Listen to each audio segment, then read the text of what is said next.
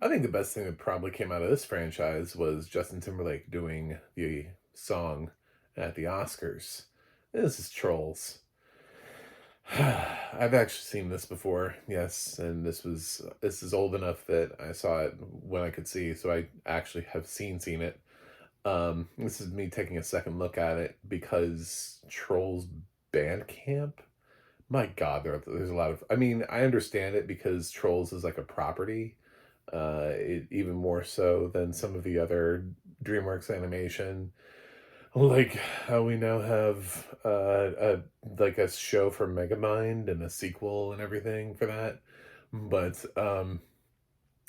we're on a third Trolls movie, and I guess it made enough money that I feel like there probably a fourth Trolls movie. Anyway, so Trolls Bandcamp is coming out, so I figured I would take this time to get reviews for all the Trolls films. I'm so unimpressed with the first film that I didn't even watch the second one. So when you see my review of Trolls World Tour, it'll be my first time with that film. I just don't care. This is fine. The second time through, I was less annoyed by it. Um, you're probably like, you're not the target audience. You're kid. I love kids movies. I do. I love animation. My problem with the Trolls franchise is that it has sort of a very problematic message in terms of being defined by your appearance. Um, it has it doesn't really invest a lot in the other characters and the other trolls. It just sort of has like trolls, and they all sort of have like different looks. And then you have Poppy and you have Branch, voiced by um, the top two characters, and that's it. And then you have everybody else, and then you have like for a fleeting second, there's one by Russell Brand, and then but just kind of like a grouping of trolls. And then they have the whole thing where the scullery maid has to change her appearance so that the prince will like her. The thing about Cinderella was that she was beautiful to begin with. They didn't have to do anything to her. She just kind of got some clothes, you know, like so that she could go to a ball. She wasn't in rags. Just put on like a new dress and was like, "What's up? I'm Cinderella," and they're like, "Oh my God." you know, Here they're doing a little bit more fixing up of her.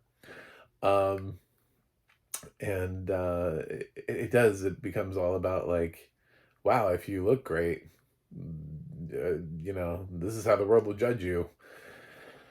Anyway, it's yeah, I'm not super into the vibe, but maybe I'm assuming the sequels, which sound awful, probably have very different themes and vibes to them. I'm sure it's different plots, all about music, um, instead of what they look like. So we'll see, because I'm going to dive into those films soon. Um, yeah, the voice cast here is good. It's good to have Justin Timberlake, Justin Timberlake, and Anna Kendrick, because they can actually sing. So they're doing their stuff. Um, like I said, I was less annoyed. The film got better the second time around for me. Um, I didn't have as many problems. I don't know if it's because I can't see the trolls and I realize they're all being defined by the way they look, but maybe that's it. I don't know. But it just didn't bother me as much the second time around. I didn't hate this movie. I'm sure there's a review for it on my like archives of on my website when I was reviewing things when I could see. And I'd probably like a C. I'm gonna guess, or a C plus is where I put this movie. But I don't feel like that anymore. I feel like this is okay. It's still not top tier DreamWorks, and no one's ever going to convince me of that. No one's ever going to convince me that this is on the same level as like Shrek, How to Train Your Dragon, Rise of the Guardians, which for me is top tier. I love Rise of the Guardians. Um, and yeah, it's not going to be there for me. I even like Mr. Peabody and Sherman more than this. So that whole family is what you make it theme that they were going for there. So Yeah, it's on Netflix. It has audio description. Audio description is um how do I say this? It's the best worst. I don't know. I said that about something else and then somebody was like, "What?" And then like they heard worst. It's really well done narration when you can hear it. This also has a balancing problem. The problem with it is that this gets into the great debate that I've had with many people over audio description in musicals is when do you describe? There are people who watch like Hamilton on Disney Plus and they feel like that film is that staging is under described because the music is not interrupted because when and it's pretty much all songs. There are not a whole lot of moments where you can break to give, illustrious audio description. But at the same time, that's just how the show is. That's how the show is structured. And you show up to Hamilton for the music. You don't show up to Hamilton um, for the other stuff. So music theater is all about music first, and then the staging, and then the theater. There are entire shows that are just song cycles that just kind of somebody comes out on stage and just sings. I mean, so the concept is that way. Here, this is a musical, and the dude just describes the whole thing all the way through. He didn't care. If somebody's singing or they're dancing, songs being played, no, he doesn't trample dialogue. He tramples everything else. But it's really great written description. It's just not how I would have chosen to do it. So, and because of that, he needed an excellent audio engineer to balance it. But I have a feeling that DreamWorks Universal was never going to balance this audio description to take away from the musical numbers. So his audio description gets kind of like lost in those musical numbers. It's different when you do it for a film that just happens to be playing like a pop song in the soundtrack. And that you can knock down because it's just there to provide, it's sort of like score.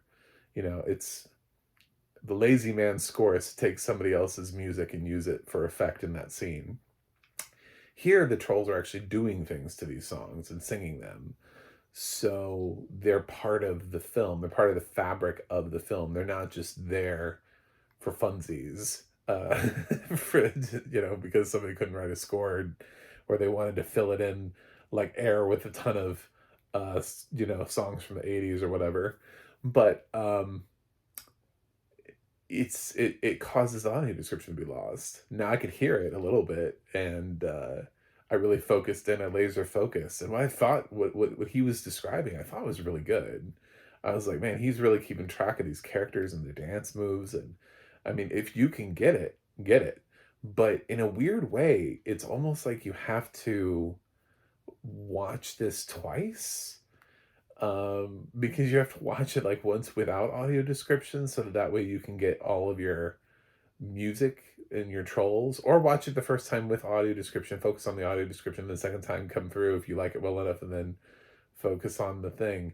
Because there's so much that happens in these musical numbers that it's really hard to kind of it's because it's balanced in a way where you don't hear it very well. So you kind of have to really laser focus your ears in. And for anybody else who's like hearing impaired, this balance isn't going to be great. So I I don't I it's tough to say, is this the AD company's fault or what? My thoughts on this are that it's entirely possible that this could be bad mixing from the AD company.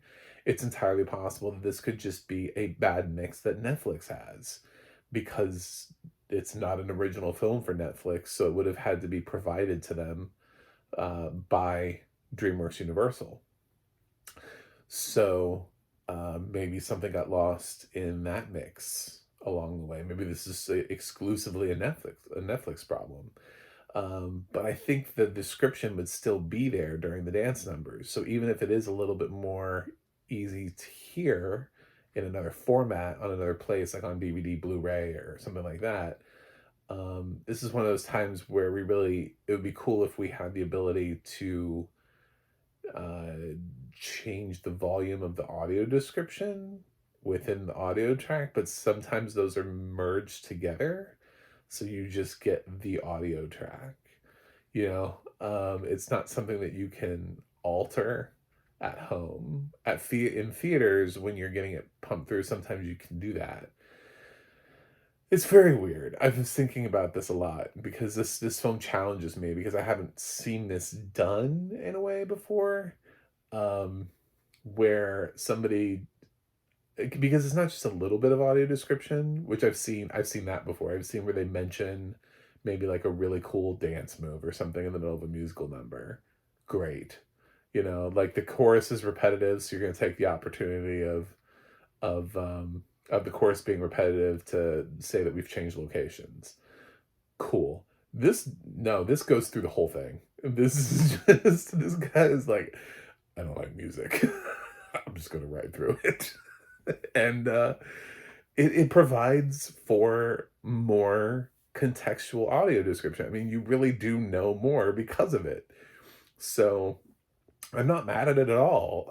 I just it's we're in a, I'm in a tough like corner where it's like technically what you did is good, but at the same time, if we can't hear it, if I'm struggling to listen to either the movie or the audio description at the same time, and I'm not really getting all of your audio description, and then I think about people who are hearing impaired and have a hard enough time as it is, and the fact that I can't, it's true that this is actually the volume is lower.